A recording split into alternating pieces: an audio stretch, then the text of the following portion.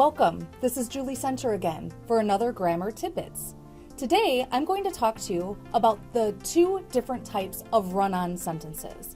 Now a run-on sentence is when you join two independent clauses together in a sentence.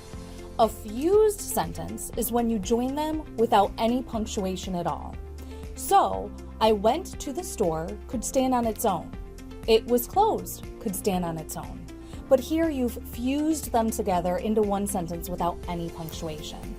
Now a comma slice is another type of run-on sentence. It's just a fancy way of saying that you've used a comma incorrectly. So, I went to the store, it was closed. You cannot combine two independent clauses with just a comma.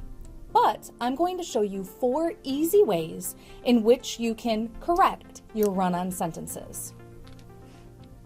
The first way is if you use a period. So we can say, I went to the store, period, it was closed. Just make sure you capitalize it. The second way you could combine those two sentences is if you want to connect the ideas together. Then you would use a semicolon. I went to the store, it was closed. They are both standing on their own, and here you have punctuated correctly. The other way you can fix a run-on sentence is if you use a comma plus a boys fan. Do you remember what that stands for? Well, if you've watched one of my other grammar tidbits on coordinating conjunctions, you would know that boys fan is the acronym we use to remember those little words that we use to combine these sentences. But, or, yet, so, for, and nor. So I could say, I went to the store, comma, but it was closed.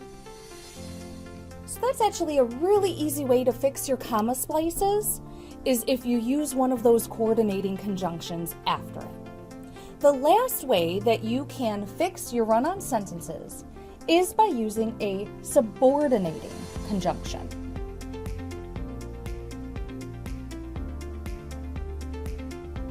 Now, a subordinating conjunction are words like even though, though.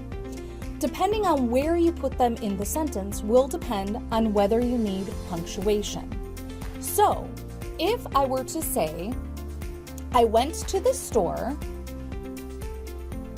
even though it was closed, I don't need any punctuation. I'm combining those two sentences together using the subordinating conjunction, even though. Now, if I were to move this to the beginning of my sentence, now I'd have to use that comma. So it would look like this. Even though I went to the store,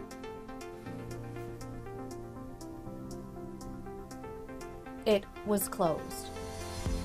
What I've just done is make this first independent clause a dependent clause by adding that subordinating conjunction.